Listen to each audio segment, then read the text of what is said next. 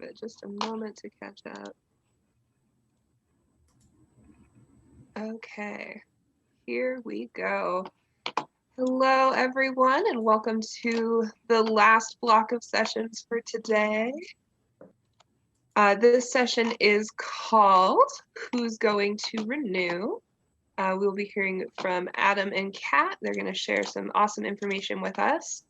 As a reminder, this session is being recorded, so if you miss anything and want to go back, or if you want to share any information with a colleague, you can check back in an hour or so in this place right here, and you'll be able to watch that recording. The Q&A function is, I think, to the right of your video, so be sure to drop questions in there as you think of them throughout the session, upvote questions that you for sure want to get answered, and then at the end, we'll just fire as many as we can at our presenters before they beg us to stop. If you have any issues or anything like that, you can drop those kinds of questions in the Q&A portion as well, and we will address those as they come along. And I think that that's all there is from us. So we'll hand it over to Adam and we'll get started. Well, thanks, Krista. We'll introduce ourselves briefly. I'm Kat McMacken, Membership Manager at the Henry Ford. I am Adam Smith. I'm a data scientist at Sigma Data Insights. And I'll also take a second to introduce the Henry Ford. We're located in Dearborn, Michigan. That's just on the edge of the city of Detroit. And we are America's greatest history attraction, a 90 years young institution. And we have 4 distinct venues: Henry Ford Museum of American Innovation, Greenfield Village, our outdoor living history park, Ford Rouge Factory Tour, which is both a National Historic Landmark and a fully operating manufacturing plant for Ford Motor Company, and our giant screen movie theater. We've been named one of the 10 coolest museums in the world by the New York Times. And generally, we're a kind of working, moving, making, busy, energetic institution, global pandemic notwithstanding. And Sigma Data Insights is a data-driven marketing analytics agency. We've been partnering with the Henry Ford since 2011 to use data-driven insights to help improve their member acquisition and retention programs. So here's a little overview of where we're going to be going today. We're going to be talking about a bit how we used a predictive model to help improve the renewal program for the Henry Ford. I'll talk a little bit about the data, then I'll throw it over to Kat, who will talk more about the marketing program. So our overall goal at a high level, as I'm sure many of your goal, was to increase membership renewal rates. So how are we planning on doing that? So we were going to create a predictive model that would identify the likelihood of individual members renewing. Once we have that information, we know individual members, before they renew, how likely it is they're going to renew. We can tailor communications based on that likelihood to renew and really focus on those people who are less likely to renew, more resources, fewer resources on the people who are more likely to renew. So let's talk about all the great data we had available that we kind of looked at initially to start thinking about who's going to renew and who's not going to renew. Really lucky, the Henry Ford has a large variety of data on its members. There's over 100 individual variables that we investigated. You can see some examples up on the screen there. So membership info things, kind of membership did they have, how long was their membership, or 10 years we call it. Lots of great, deep, rich information about visits. What venues were they visiting? How often were they going to special events? All sorts of things like that. Donation amount we were able to look into. Email engagement we were able to get, so opens, clicks, bounces, things like that. As well as demographics. We're lucky that Henry Ford purchases demographic data, so we're able to bring in things like age, income, special interests, and also, of course, importantly, how far away from the museum does someone live. So let's take a little pause here. I know not everyone on our webinar today knows what a predictive model is, and probably heard it bandied around a little bit, but it might seem a little mysterious. So let's break down here and talk about kind of exactly what we did here.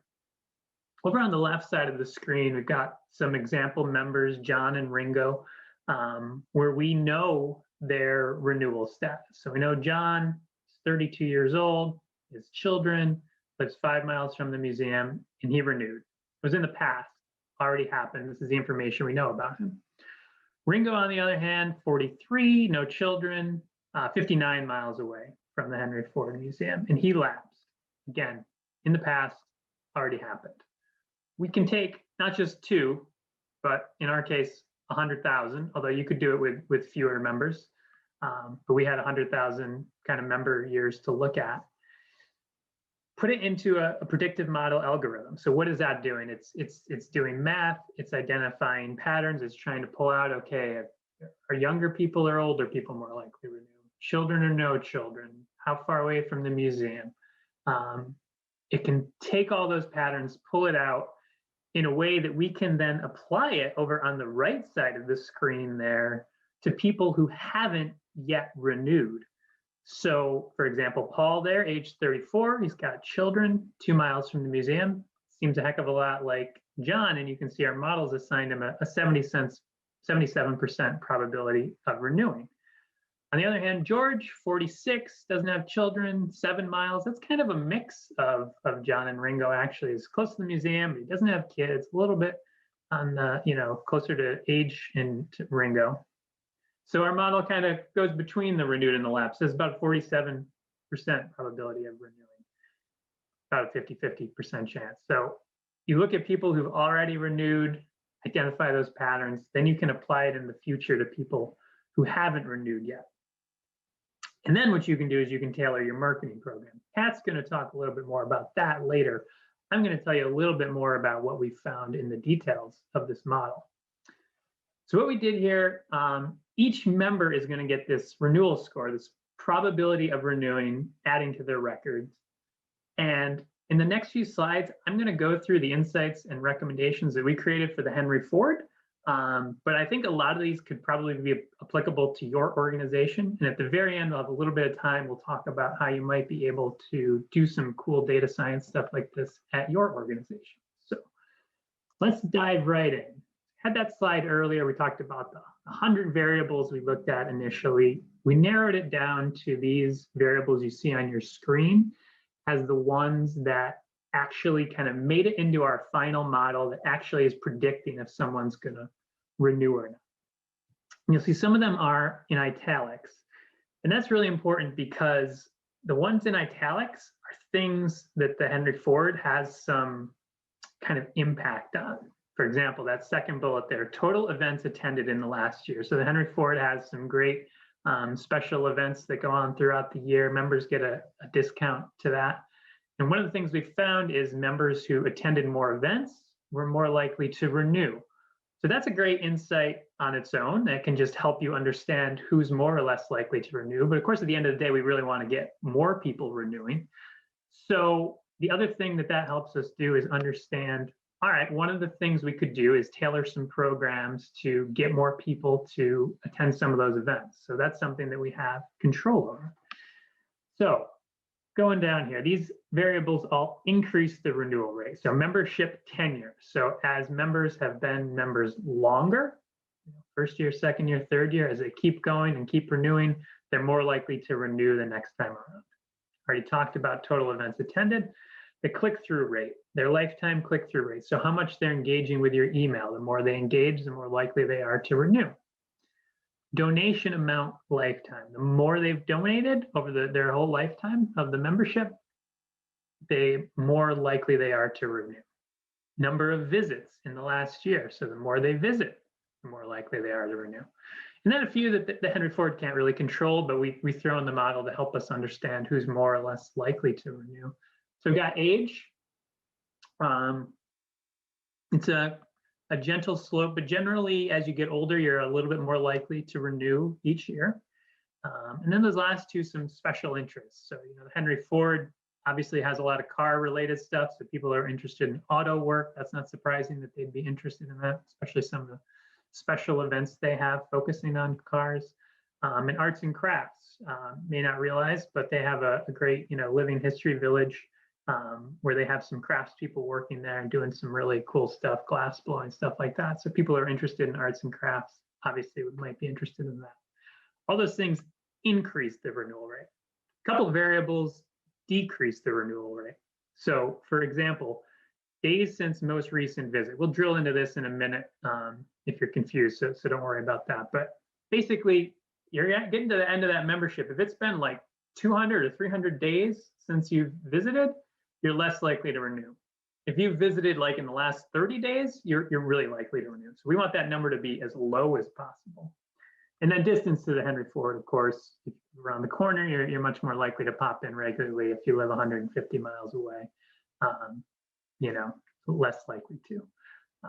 Feel free if you have any questions on any of these or you want to know more about it, throw that in the chat and we can talk about that a little bit later. But what we're going to do now is drill into a little bit more detail here on some of these and show you some specific visualizations kind of related to this. So what we got here, we're going to look at a bunch of charts like this. On the vertical axis, it's got our renewal rate. And then on the horizontal axis, we'll have some variable that was included in the model. So you can see here in our data set, first year members only had a 22% renewal rate, pretty bad. But you jump to second year, it's more than twice as high. And then you can see it keeps increasing by, give or take 10 percentage points a year until you get up to 5+, and then it kind of levels out after that. So renewing is like a habit, once you do it once, it makes it easier to do it again. And so we saw this, and the recommendation we made based off this is that you would want to really have some kind of specialized communications to first year members. Whether that's just a really great onboarding process or really ideally, throughout the year, you're able to kind of continue that conversation with them, explain the benefits to them, and just give them more reasons to come visit and give you a hello. Ultimately, that's going to increase your renewal rate. Special event attendance. We talked about this a little bit before. Members who attend these special events are much more likely to renew. You can see, again, number of special events attended across the bottom of the screen here.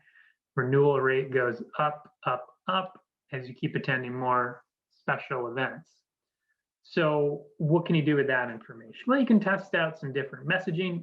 Might even be worthwhile extra incentives to get more people to the special events. Members of the Henry Ford already do get a discount on those special events, but for certain groups, and remember, you don't have to offer this to everyone because we have this model that can target who's the least likely to renew.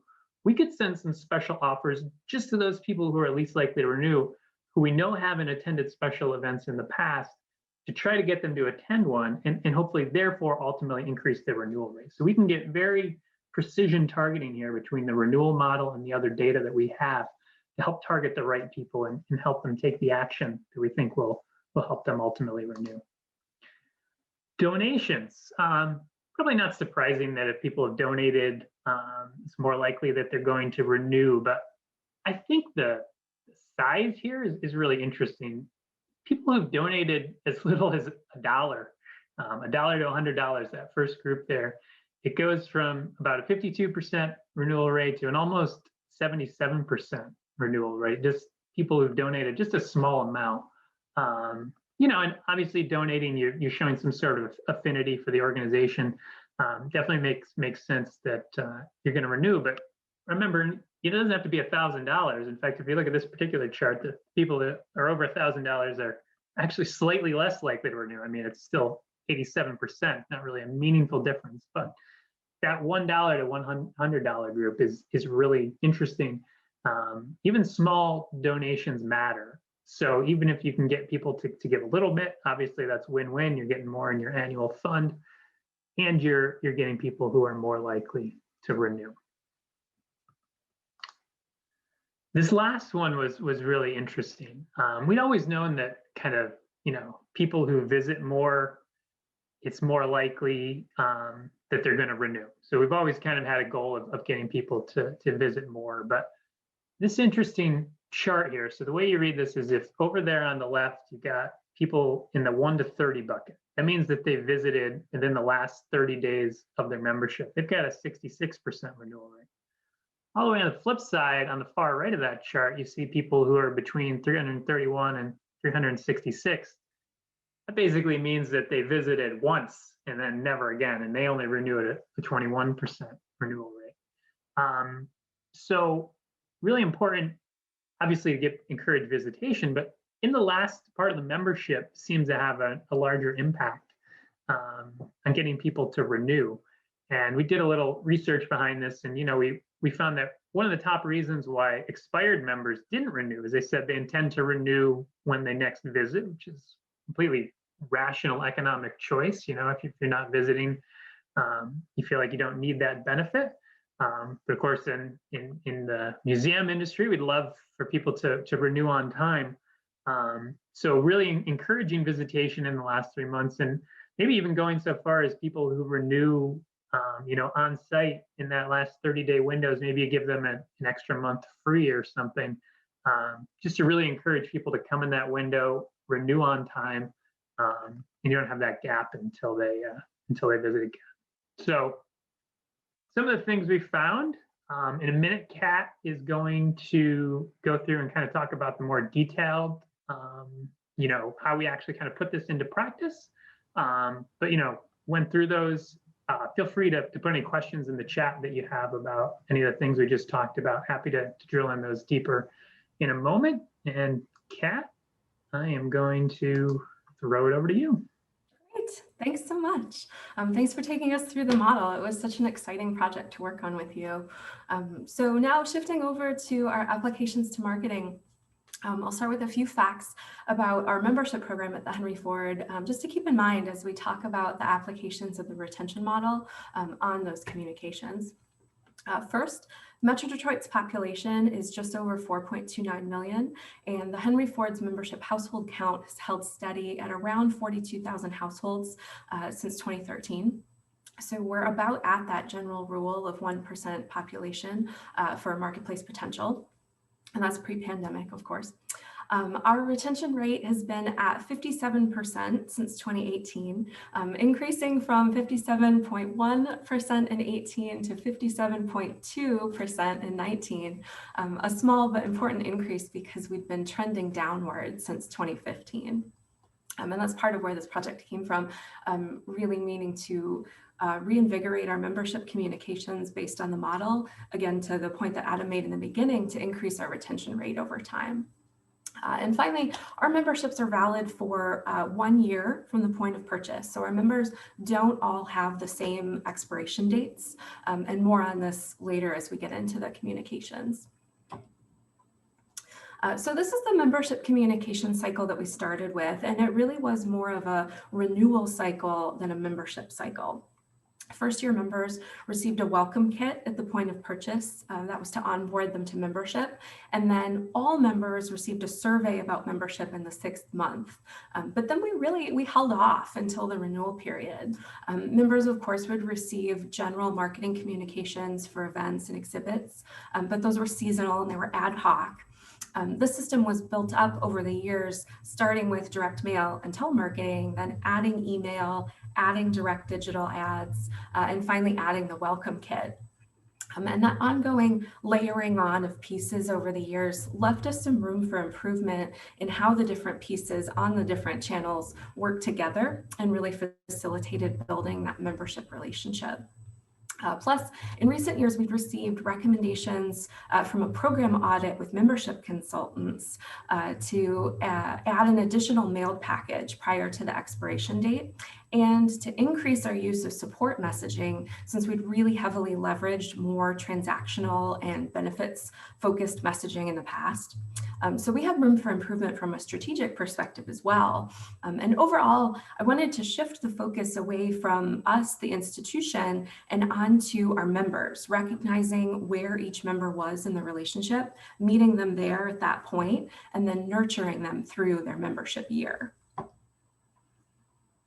So all those factors set the stage to retool our membership communications. And it was really time for more than a couple of minor adjustments. So this project ended up being a wholesale, comprehensive, nothing is sacred, blow it up and rebuild it again kind of project, in a good way, of course. We started building it in 2019, and we were fully launched with all the pieces in August of this year. So work done through the pandemic period as well. And creating the renewal model had been a project that Adam and his team at Sigma had pitched to us at the Henry Ford as far back as 2017. And at that point, I jumped on that chance to use it as the foundation for a new, more tailored, more precise membership communication system. We had insights into our membership program and about our members from past survey research and data analysis, but the retention model was the first time we really got line of sight into exactly which variables would increase or decrease the likelihood of renewal with us. Plus, putting the insights and the new communications all together as one system also meant that we could design a testing strategy to keep optimizing these communications over time. So similar to many organizations, we have the perspective that membership is a journey that we go on with our members. It's not the same for everyone, but there are some landmarks that we want to be sure we reach together at certain points along the way. And so with support and good humor from our internal communications team and vendor partners, we leveraged insights from our retention model to build a system of communications using email, digital advertising, telemarketing, and direct mail channels to deliver that more personalized content to our members and prospects, all triggered by their actions and their relationship with the Henry Ford. And this is the system of communications we built. You're looking at our journey map showing all the communications touch points we have with our members and prospects. This is email, direct mail, digital, telemarketing. It's everything in the automated system. And I know it's a little dense in this slide, so we'll be unpacking it by segment shortly. But you'll see that each journey is a segment here that works within the larger system. They lead into one another and sometimes back and forth between more than one, with each of those handoffs being between journeys being decided by member behavior. So before we unpack each segment individually, let's pump the brakes. I've got so many automotive references. That's life with the Henry Ford. So let's look at the strategy for segmentation. Knowing that not every member's journey with us is the same, we knew we'd have to develop a segmentation strategy to be able to effectively tailor these communications. And we ultimately chose membership tenure as that criteria. Tenure, of course, is a variable that influences renewal for us, for many organizations, and one that we did have in the final version of the model, but we actually decided on that segmentation strategy before the model had been built, because it was the segmentation that showed the largest difference in retention between groups. You can see in the middle column here that this was at the end of 2018, our year one retention was 26%, year two, 55%, and year three at 79%. Slightly different from the numbers that Adam showed earlier, because he was looking at a larger set of data that took several membership years into account, and this is just the 2018 numbers.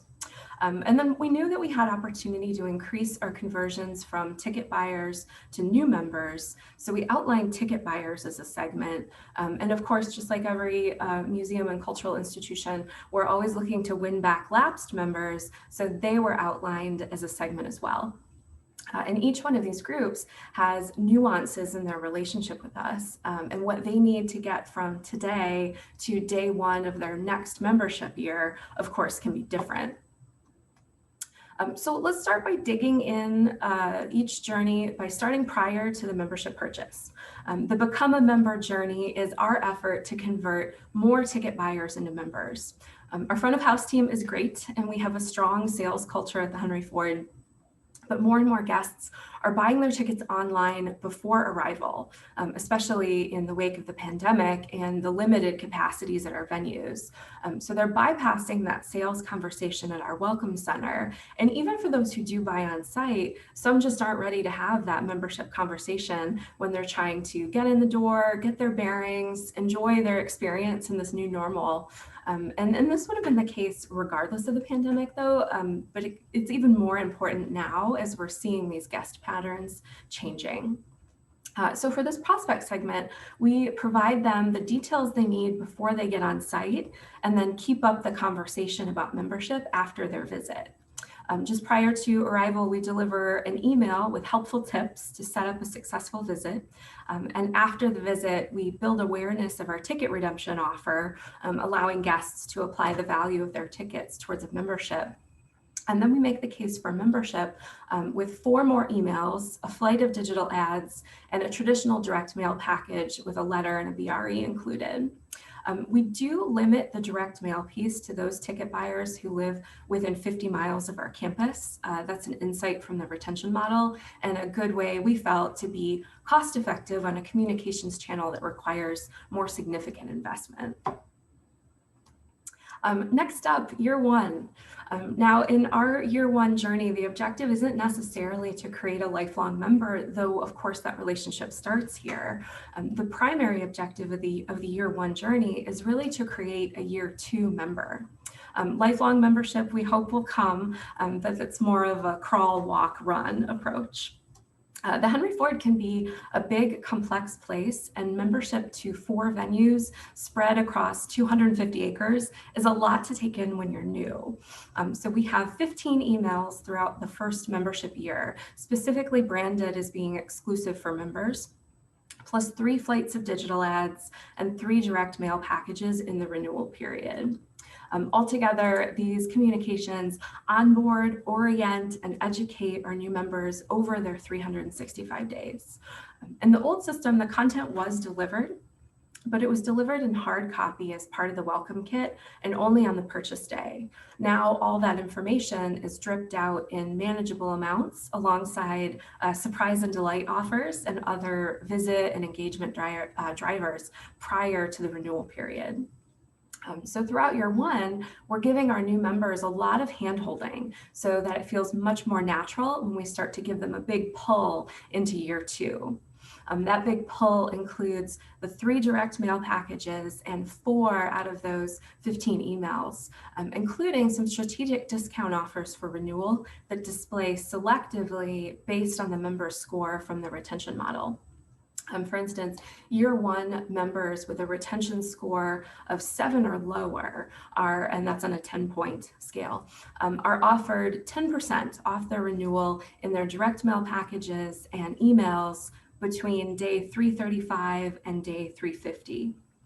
And then in the final email on day 364, they're offered a special 1-day only discount to renew on time with 15% off. And this is aggressive discounting, but it's a short-term investment to get those challenging year 1 members into year 2. You'll remember, of course, from earlier that our retention rate increases from 26% at year 1 to 55% at year 2. So getting those new members into year 2 gives us a much better chance of getting to year 3 and eventually making it to that lifelong membership. Now we'll take a look at a few creative examples from year 1. As we onboard new members, we're primarily using email to drip out content, encouraging the behavior we want to see based on the variables from the renewal model. Those are behaviors like click-throughs. The first example here on the left is an email received on day 2 to download our mobile app for access to their digital membership card and to set up their online account to access discounted event tickets. It's housekeeping, but it has a high open and click rate because it's really functional for the member. We also cover their event ticket benefit again on day 45.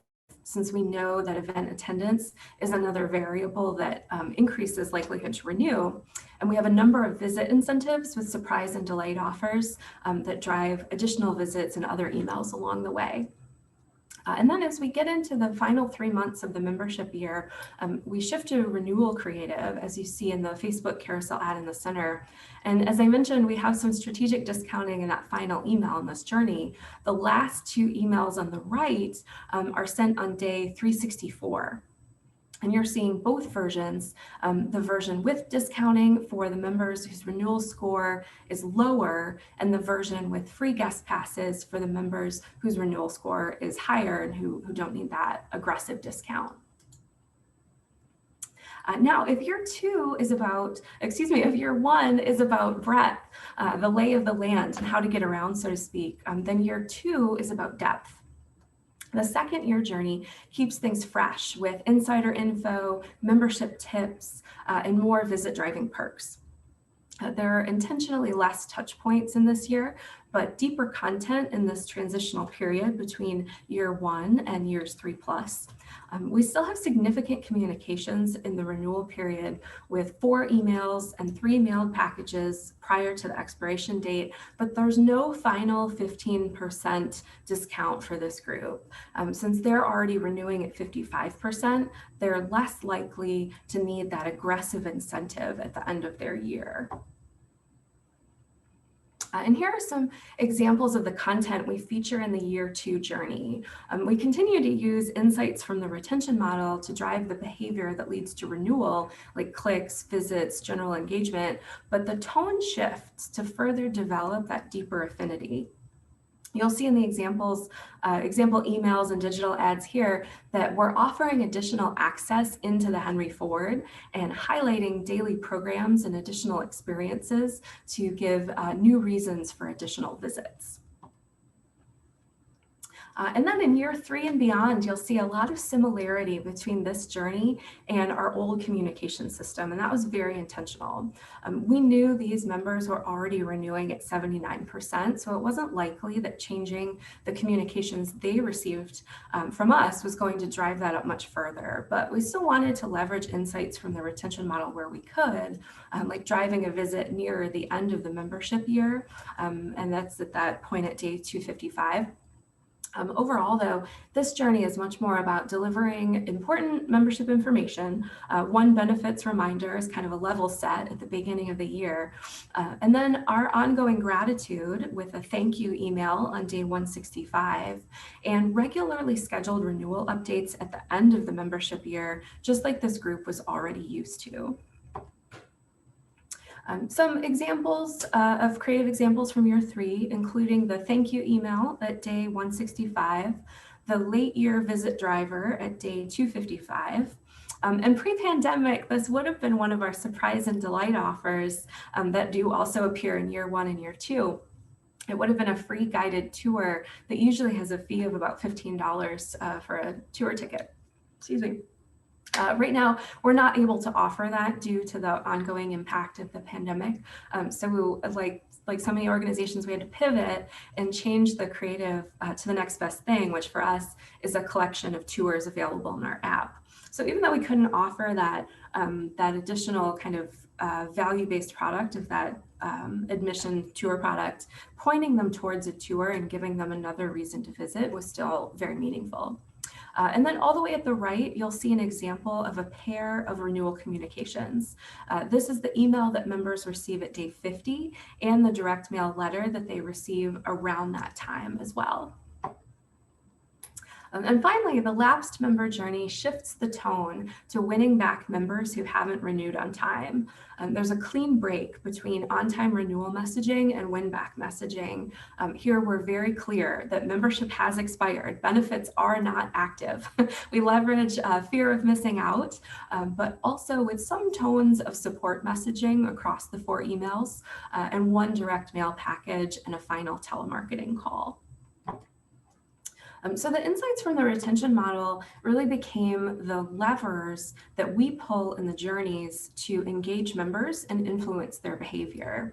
Like tenure, of course, we've talked about it a lot, driving multiple visits throughout the year, driving a visit at the end of the membership year, driving visits to our ticketed events, clear, bold calls to action and emails to further drive that click-through rate, driving donations as well in any amounts, using that strategic discounting so that it's most effective and it's displayed where it's most needed. And then limiting direct mail to members within 50 miles is a cost-saving measure, especially on the Become a Member journey. And we don't totally stop here. The project does include a testing plan so that we can keep tinkering, measuring, making adjustments, improving our communications over time. So far, we've completed one test around the amount of direct mail that we send to members. This was meant to help us understand if we could slow down a bit on that more expensive communications channel. And we actually found that a full flight of 3 direct mail packages did in fact improve retention of year 1 members by enough to justify the expense. So now we know that we need to give those year 1 members that full flight of direct mail. The test is ongoing for the year 2 and the year 3+ groups. And potential further tests might include, do we limit lapsed direct mail to the 50-mile radius that we use in the Become a Member journey? Do we shift our mail drops to monthly? Right now we do them bi-weekly so we can be as precise as possible. I'd like to test if we can do it monthly so we can potentially find some more savings there. And if you have ideas for testing concepts, I would really love to hear from you.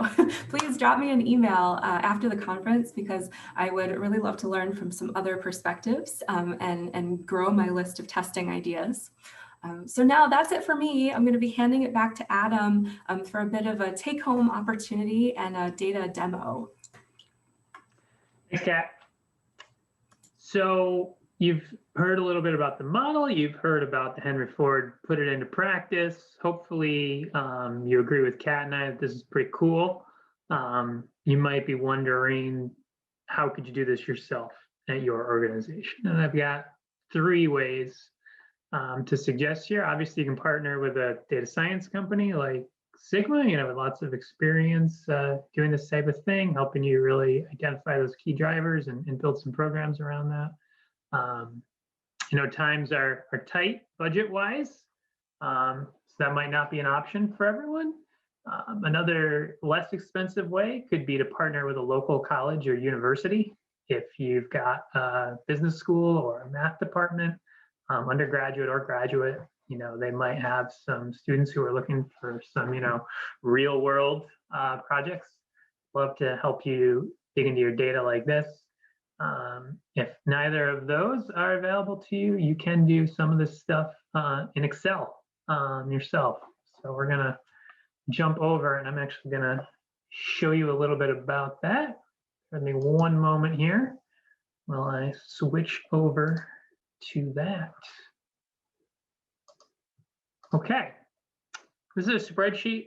We'll share it afterwards with the other conference materials. So don't worry about, trying to scribble every last thing down here. This is just some sample data, I made it up, but hopefully it's somewhat similar to what you might be able to get out of your own system. You've got a member ID here, got a name, got a renewal status, have an expiration date, and this member sense date that helps calculate tenure. I know that's not always super easy to get out of every system. So this is actually the tenure. That might not come out of your system, but if you can get expiration date, you can get the member sense, you can make a calculated field for tenure. Again, like I said, I'll give you this workbook so you can copy this over with your data, but just the expiration date minus the member sense date. Excel does that calculation in days, so we just want to divide by 365, and that will give us the year tenure. Another thing you might have is, type of membership, individual, family, companion, yada, yada, yada, depending on what is applicable at your organization. Now, I know even getting this data might be a challenge, but I think it's really worthwhile for you to, play around with this data a little bit, and ultimately, hopefully at some point in the future, if you don't have the budget right now, you could partner with another organization to help you do this a little more robustly.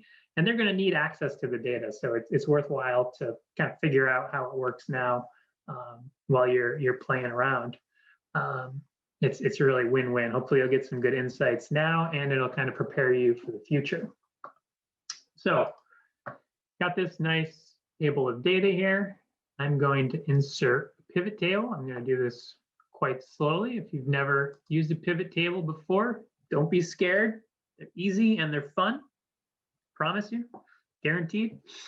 So you just go to the Insert tab and you click on Pivot Table. Make sure you have a cell selected somewhere in your table. If you're off here, it's not going to really know what to do. If you click somewhere in your table and you click on Pivot Table, by default, it's just going to grab all your data, and you don't even need to worry about this. It's just going to do it automatically. I'd recommend putting it in a new worksheet, which is the default option. Just go ahead, click OK. So now you can see all our fields are up on the side here, and we've got a couple boxes that we can drag them into. I'm going to take our renewal status. I'm going to drag that into the columns. You see that shows up over here in the columns. It breaks it down by that variable we dragged in there. And you can put the tenure over here on the row shelf. You can see the tenure now shows up over here. Now we need to put something in the values, and we want to count this up. We could put the member ID. Just note by default, that's going to go to a sum, which is not what we want. We want to count. If we use the name field, that's one way to get around that. The other way, go in here, click on this value field settings. By the way, there's lots of great pivot table examples out there on the internet if you're not familiar with them. Went to sum, we just click on count. Other thing we want to do here is click over to the Show Values As tab. Well, actually, getting ahead of myself. Let's click OK. So now we've got the count of members by these different things. You know, you can start to see, it looks like more people in 1 and 2 are lapsing. We've got different numbers here. It's kind of hard to tell exactly. There's a lot of 12s here, but what does that mean? We really want to see percentages. Go back here in the values, value field settings, show values as percent of row total. That's going to break it down. So now, for example, this 38, it's going to be 16 divided by 38 is what's going to show up here automatically. Pretty cool, right? Doesn't really matter, but I hate all those extra zeros. So I go in here in number format, percentage, get rid of those darn things. All right, now we can see for tenure at this made-up organization, very similar to the Henry Ford. The increase is there, although first and second year is not as big of an increase. So, you know, this organization and insight might be, what's going on between year 2 and year 3 that we're having so many people drop off? And there's something that we want to change about, you know, how we're talking to people in year 2 to try to really get them over that hump. Obviously, you got to work on year 1 as well there. Other thing we can do here, let's uncheck tenure. Let's bring the membership type in here. We can see that the individual membership is got pretty higher renewal rate than the family membership. This might be an opportunity to kind of look at those different programs, see if we want to tweak them a little bit to get them maybe to fit a little bit better, or think about our offerings if, you know, we need to kind of maybe offer a few more things from the family point of view. So 2 super simple examples here. Just wanted to show this is, you know, getting into predictive models and stuff, that can be harder, but there's a lot you can do just kind of playing around with data on your own. Even if you have somebody on your team who, you know, is not maybe officially a data analyst or data scientist, but they just have some experience in Excel, they might be able to find some insights for you to help you kind of drive your program forward. And hopefully at some point you can partner with a company or a university to do this on a wider scale. All right, bear with me while I jump back to my presentation here. And that is everything we have for you. Thank you very much for listening. In a moment, we will jump over and hopefully answer some of those great questions that you guys have been asking in the question bar. Kat and my contact information is up on the screen there. Like Kat said, feel free to reach out if you have an idea, you have a question, We're both happy to talk. We both think this is pretty cool stuff, and we really want to help you guys, take some of the insights we were able to find and apply them yourself, and also find some of your own insights. So really thank you for giving us the opportunity to talk to you today. All right, we have quite a few questions for you, Adam and Kat. The first one is, what kind of a CRM does the Henry Ford use? Great question. We use Microsoft Dynamics. That's kind of the base system. And then Adam, do you want to talk a little bit about the hub? Yeah, so the Henry Ford has a great combined data warehouse called the Hub, where they bring together data from their CRM, Microsoft Dynamics, also from their ticketing system, SiriusWare, from their email system, iPost, brings in retail spending data, a few other things I can't think of, but those are the main ones. All that data comes together into one place. So we're able to combine all these different data sources together to do some really cool work like what we're doing here that involves, some of that email data, some of that ticketing data, some of that demographic data that we were talking about earlier, which is also in the Hub. Okay, the next question is, did you create a predictive algorithm in-house or use an existing algorithm or program? Good question. I think we'll probably both kind of answer that. So Adam is from Sigma. They're a vendor partner that we work with. And then Adam, go ahead. Is our model replicated? Sure. No, this is a custom built model for the Henry Ford. For those of you who know a little bit about modeling, we used a logistic regression algorithm, but it was custom built, tailored to the Henry Ford. I mean, Sigma has built a lot of similar models before, but we took Henry Ford's data, we talked to them about what they thought was important, some transformations that we thought we needed to make to the data, and we built a custom built model for the Henry Ford. Okay, the next question is all the data you used for your modeling available in your CRM? Great question. And that's kind of where we kind of answer a little bit. I don't know if it's technically in the CRM, but like I said, the Henry Ford does have this great data tool called the Hub that does bring all this data together into one place. A lot of it does end up in the CRM, so people can see it on a day-to-day basis. But it's in the Hub. We're able to push it out to things like iPost, their email service, so that we can make those decisions like Kat was saying about, if their renewal score is high, they get guest passes. If it's low, they get discounts.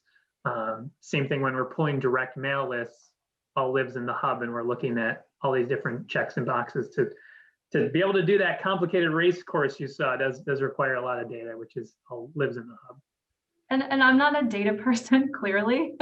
I'm the membership person. But from the way I understood it, the fact that we have the Hub is what allows us to use the data from those different disparate systems. Like, I think a lot of different organizations are going to have different systems for, ticketing versus using Razor's Edge for donors. We're like that too. And the fact that some things go into the CRM, some don't, everything goes into the Hub, and then the Hub talks back to all of these things as well. So to Adam's point from earlier, we can get, data from one area and move it all the way over to email to use it as a trigger for which emails are going to send and which creative versions are going to display. One more thing about that, though, is I guess I don't want to make it sound like you have to have something like the Hub to do a project like this. The Henry Ford is a little bit farther along on their data journey than some other museums might be, and that's okay. You could definitely do this in a more kind of ad hoc way where you manually pull data from a couple different systems and combine it together just to build this model. And then, you might work towards something like the Hub. But again, a partner like Sigma or someone else can help you kind of do that. All right. Specifically for members who live further away from the Henry Ford, do you have specific engagement plans for them in the hopes of growing their renewal rates?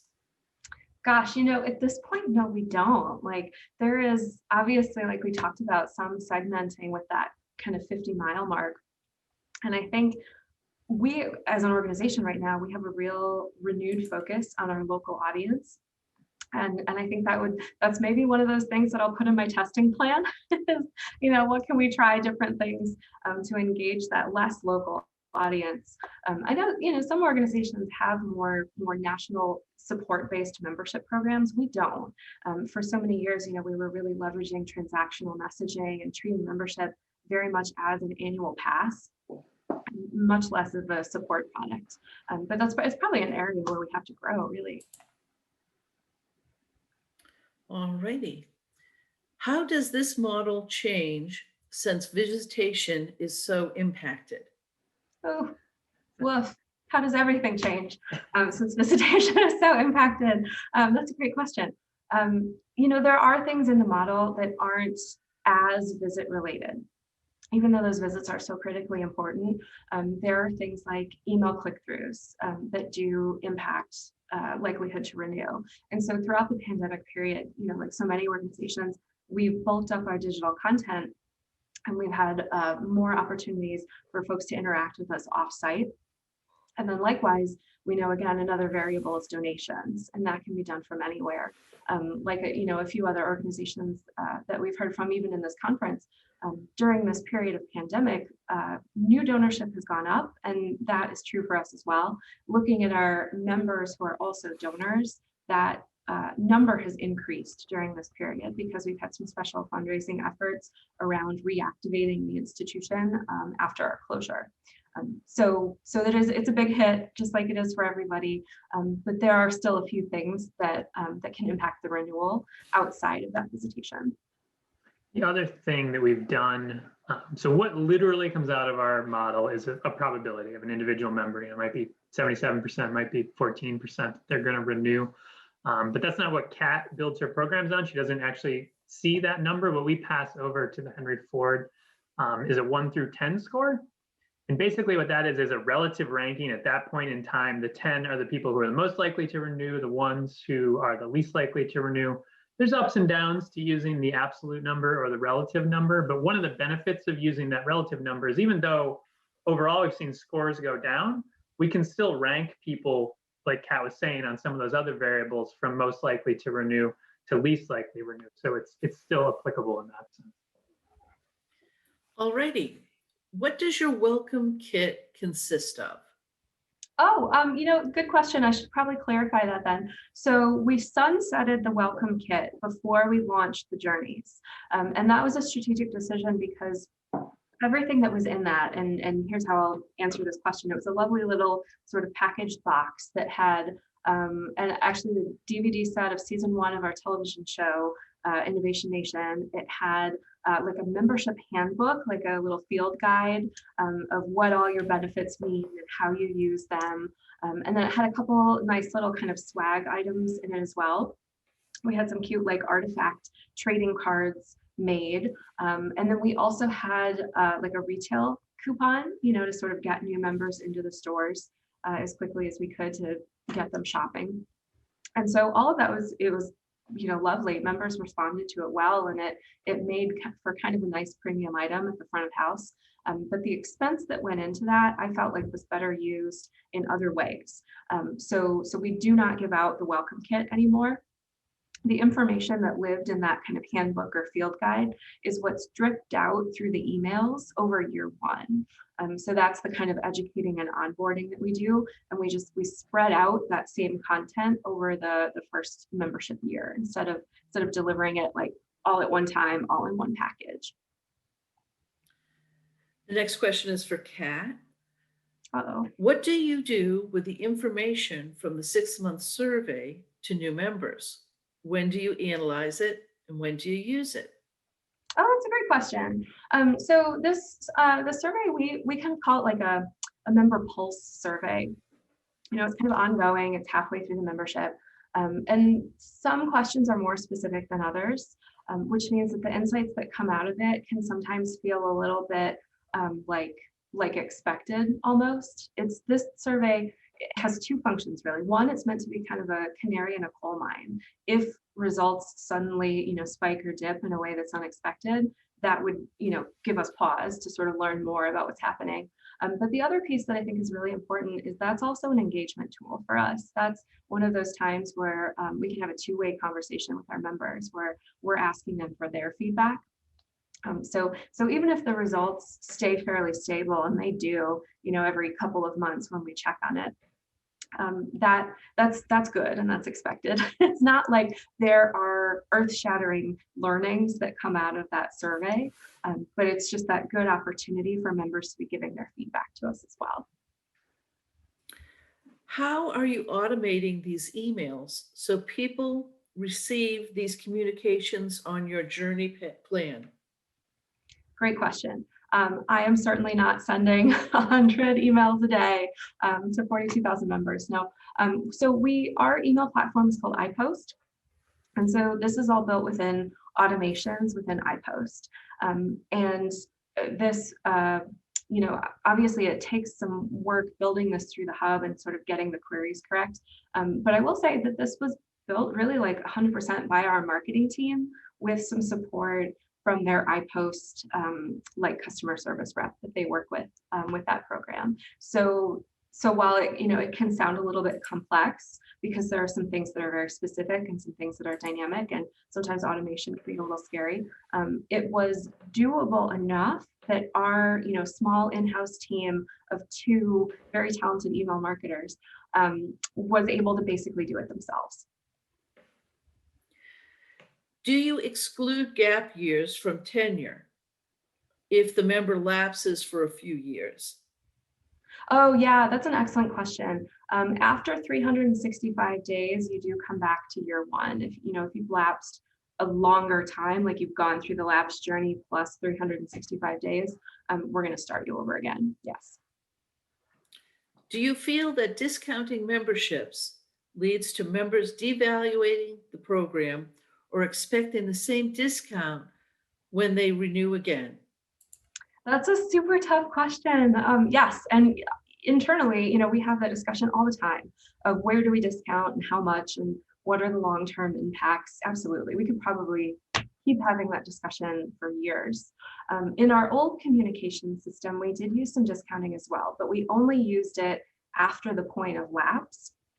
And those were meant to be sort of like win-back offers. And we went as far as 20% in a win-back offer. And I believe that was like 60 days, I think, or maybe that was at 90 days after the point of lapse. And so over time, after that discount had been introduced, we have a really talented head of data and analytics on our in-house team.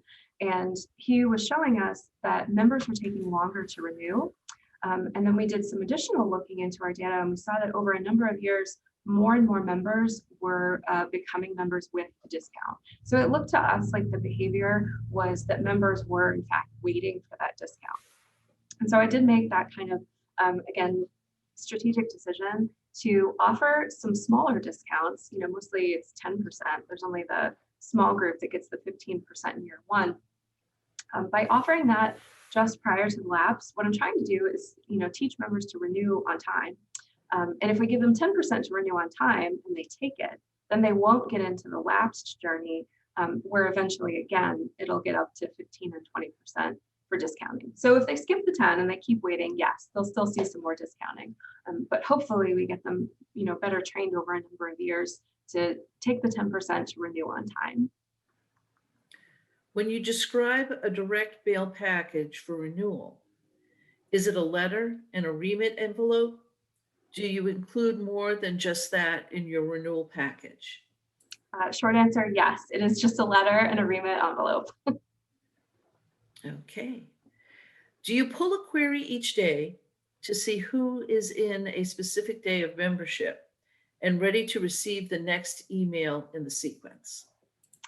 The answer to that is sort of. Again, I don't do it. The platform iPost does it because there's like 120 emails in the whole system between all 5 segments. The platform pulls all those queries, automatically, and then pulls all the audiences out of the hub. There's been a lot of questions about the automation, and I guess I just want to, again, the Henry Ford is like really far along in their data journey. If you're not as far along, you can definitely do this in kind of more of a crawl, walk, run approach. So yeah, at the Henry Ford, scores are being updated every night, based on what happened that day. That's going into the email system and it's affecting the emails, people are getting the very next day. That's like super sophisticated. If you're not there, you could run, this model once a month and have that go into your system and maybe affect, the direct mail renewal letters that people get, once a month or something, and start to work towards a more automated system. There's definitely ways you could start simple, start small, and kind of build up to something more complex, but still getting value in those initial crawl and walk. Is there a special pathway for long lapsed members who reinstate? Are they treated as year one members, or how do you think about their tenure as members?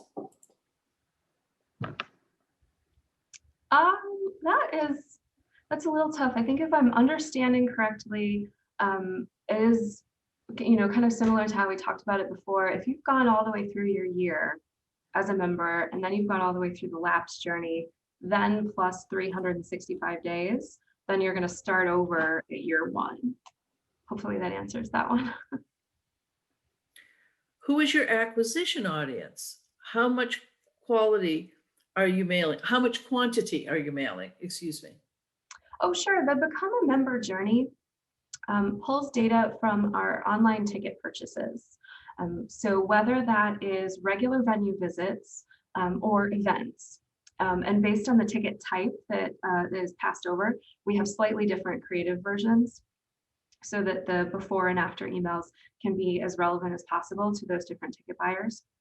And mail quantity, everything is off. So I'm so sorry, I don't really have a good answer to that. Everything is off because of the pandemic. We launched the journeys, the direct mail portion, just prior to closing our institution in March.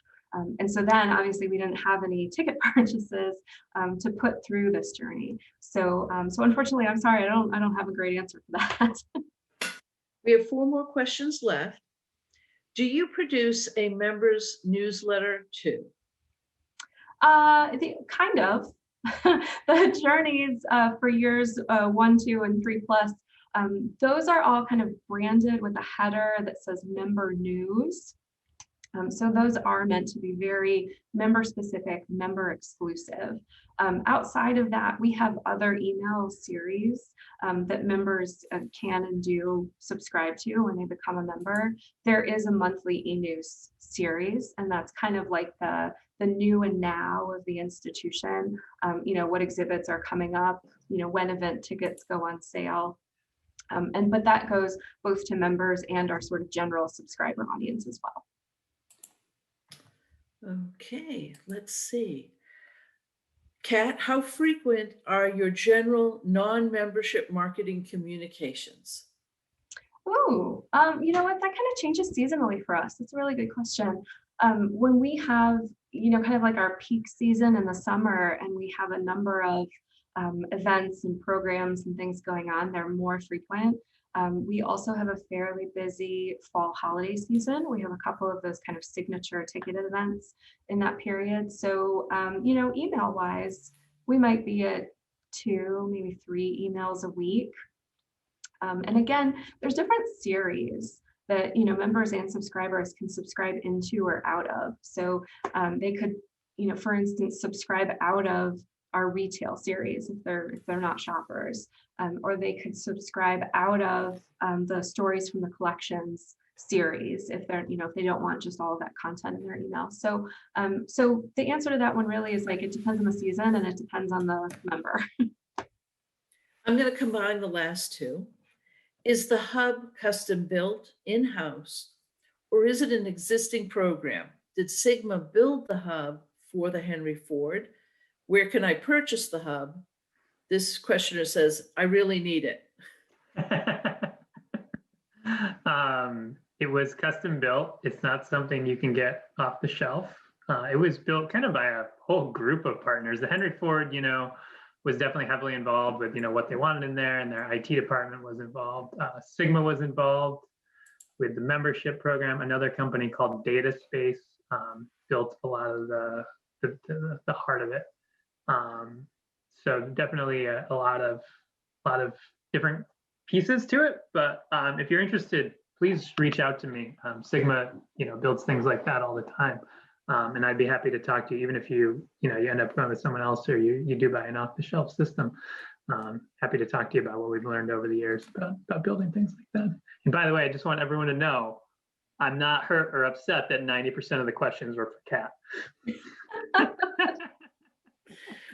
There is one last question. I'm sorry. This is wonderful. Would you be open to sharing your slides in a PDF form? Oh yeah, of course, certainly. Isn't everything being posted on the conference website, Karen? Everything is being recorded, so you can go back and see it that way. I wasn't 100% sure about the PDFs. Yeah, and if however they're posted on the conference site, whoever asked that question, my email's right at the bottom of the screen. So please feel very free to shoot me an email, and I'll happily send you a PDF. You bet. Well, that's it for the Q&A. Thanks, everybody. Thank you. Thanks, folks. As a reminder, the recording will be posted here in the next hour or so. Be sure to take that post-session survey so we get some good feedback for Kat and Adam. And do reach out to them if you have any questions. I'm fairly certain that we will collect resources from all the presenters and post them on the AMMC website for long-term longevity purposes. So if you'd rather have a PDF that you can share with your colleagues rather than trying to send them here, keep an eye out for that. But other than that, have a great